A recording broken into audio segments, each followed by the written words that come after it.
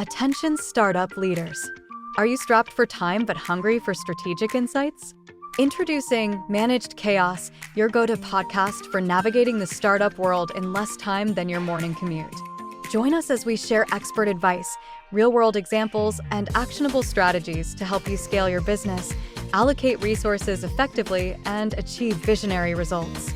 Tune into Managed Chaos and join a community of like-minded innovators on the path to entrepreneurial success. In the chaos of getting your product out to market or trying to scale your team, you may not have the time or space to step back and enter a strategic planning process. But today, we are going to talk about some ways to strategically plan in less time and why it is critical to your success. Welcome to Managed Chaos Podcast, where we give you the startup business rundown in less time than it takes for you to get to work. I'm Rachel Anderson. And I'm Katrina Purcell. And today, we are talking about the importance of strategic planning. So first, let's really define a bit about what it means. We throw around this word of strategic planning a lot, and I think there's even some value in figuring out why we even call it strategic planning versus just strategy or planning. And so, Katrina, can you break it down for us? So the idea for this podcast came about because in a lot of our episodes, we keep coming back to sort of that concept of needing to prioritize, and you can't prioritize unless you really understand sort of where you're going and what the plan is. Yeah. So strategic planning is really about creating the systematic process, right? So having a repeatable process that you're going to follow potentially every year to reevaluate, but at least every 3 to 5 years, you're going to set up your plan, right? You're going to really understand and dive into and define that long-term vision. What are your goals? And then you're going to think through, what do you actually need to do to achieve those goals? Like, what are the actions that you're going to have to take? And you really have to look at sort of the current state of where things are right then and there. And that's not just the current state of your organization, but also the current state of the world, the current state of the market around you, your competitors. Start to think about what things could impact you. Obviously, no one's going to predict the global pandemic, but there are certain things you are going to be able to predict about AI or trends that are happening in the market. And it's really about setting clear objectives and then outlining how you're getting there. So taking in all those facts that you've, revisited, and then understanding how you're actually going to get to where you're going. So almost like a roadmap of from where you are to where you want to go. And when you break it down into the pieces, it's really about setting up that mission and vision, right? Reevaluating them. What do you as an organization aspire to be in the long term, right? What is your objective? Why do you exist? So we've talked about this on a couple of different episodes, but it's really, that's the core ethos of why you created your company. And then the SWOT. So I think that's probably a corporate buzzword. We haven't done that in a while, but what are your strengths, right? What are your weaknesses? What are the opportunities that you see, right? And what are the threats coming in from your external environment? That can really go a long way to sort of understanding what things you need to be concerned about and where you want to put your efforts. You're also going to use your strategic planning process to evaluate and create your SMART goals. So, what specific, measurable, achievable, relevant, time-bound things is your organization going to do to achieve these goals that you've set out to achieve?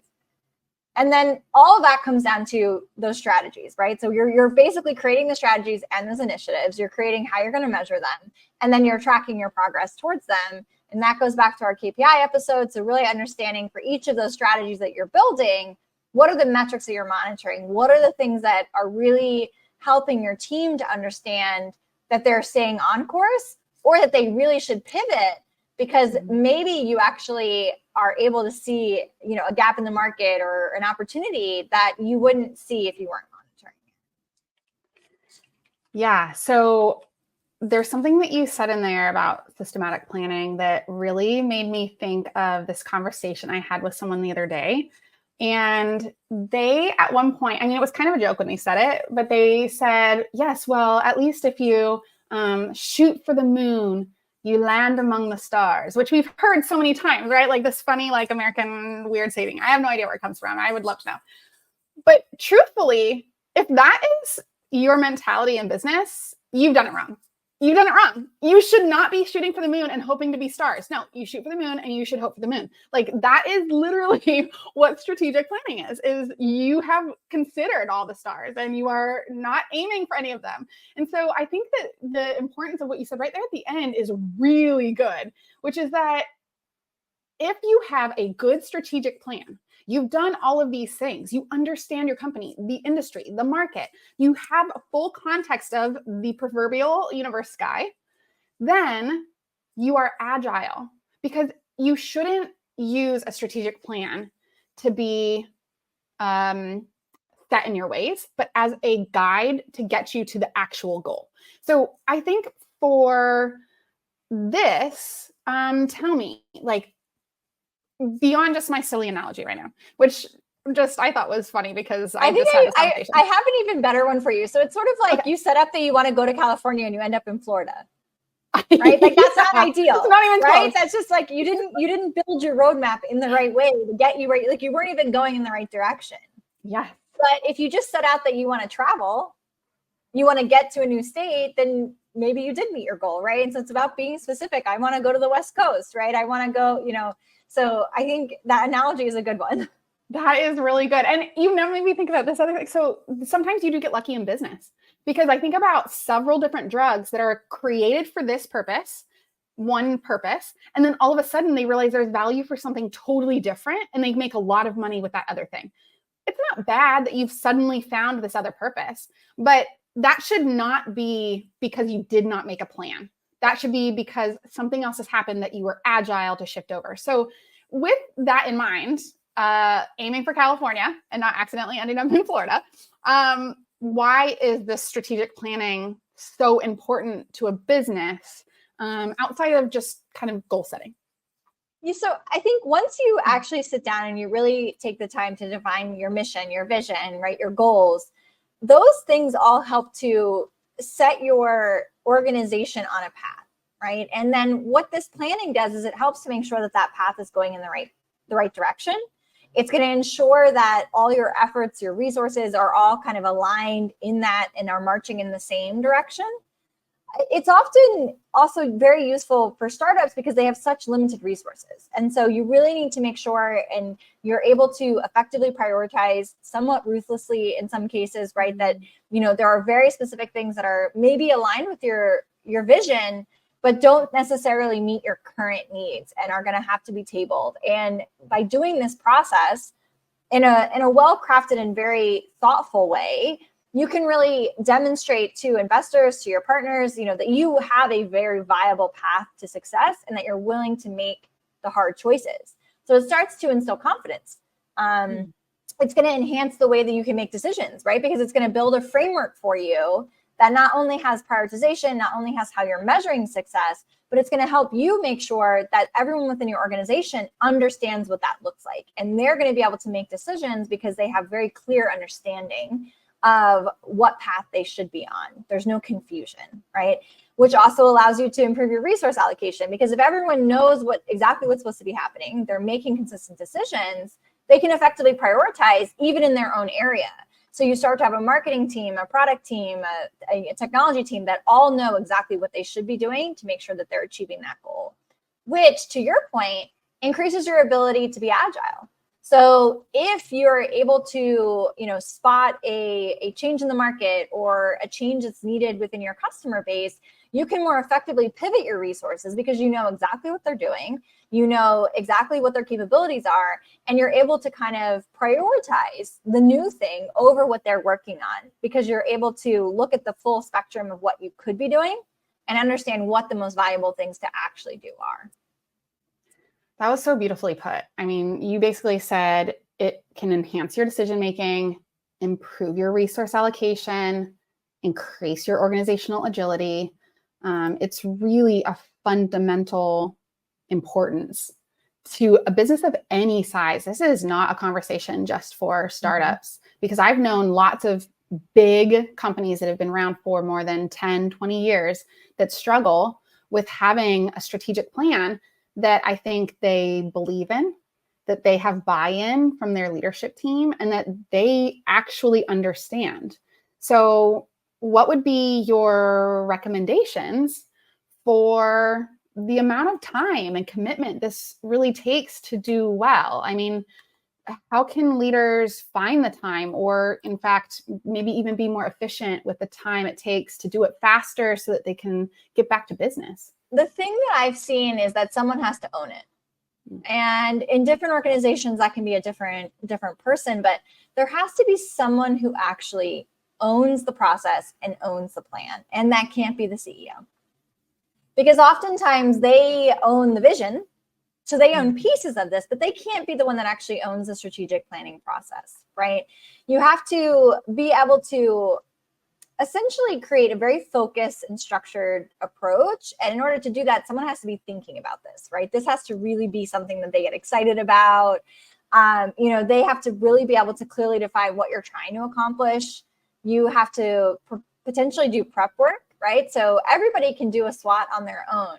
Everybody can start to collect data, within their particular teams, right? They can gather insights and then bring them in.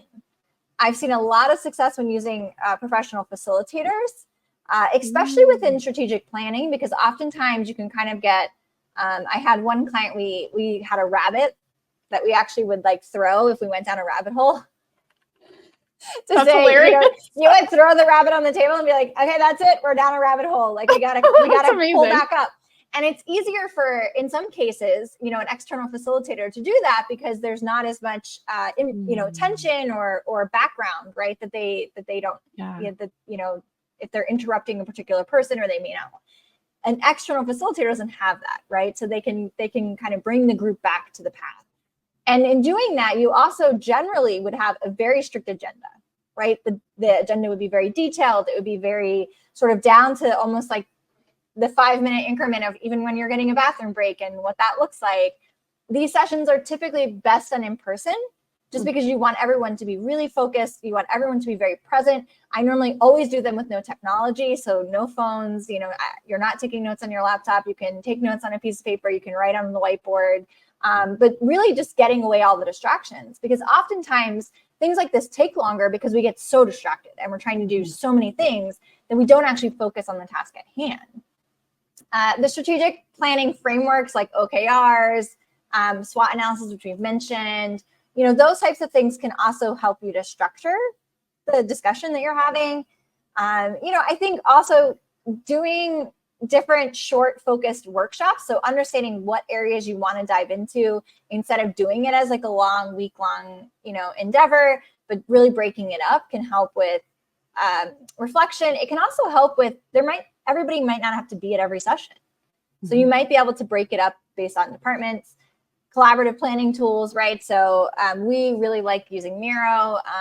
Google Workspace has a lot of real-time, collaboration tools, but also thinking through what are the parts that are most critical.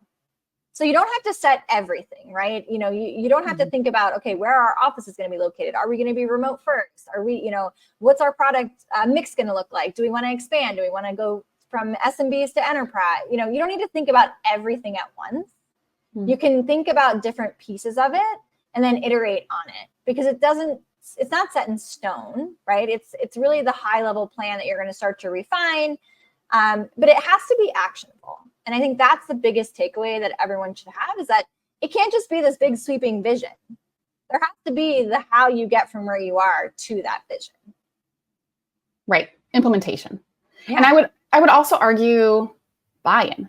I have seen so many strategic plans fail because they got help like they should. They had advisors come in of whatever sort, whether that's a department specific one or that's an overarching company one. And then they put it forward. The leadership team puts forward the work of someone else. And the rest of the company is like, no, we didn't do that. Therefore, I don't care about this. And that becomes a buy-in problem, a implementation problem, a change management problem. And ultimately, that's a leadership problem. And so I think that's also really important to factor in as you think about, how do I do this faster? Well, part of fast is also making sure that you finish well. And finishing is making sure the whole company can rally behind this and actually execute. This has been a great episode. I think this is just like the love letter to strategic planning for me. I'm all into this conversation, but we're out of time. So we hope to see you or hear you or engage with you next time on our next episode. You can, of course, connect with Katrina and I on all the socials listed, wherever you see our information and wherever you listen to the podcast. This was another informative episode of Managed Chaos, the podcast for startups. You can find us on all of your favorite podcasting apps, as well as on Instagram and YouTube, where we are at Managed Chaos Podcast. For additional resources or to continue the conversation, you can find Katrina Purcell and Rachel Anderson on LinkedIn.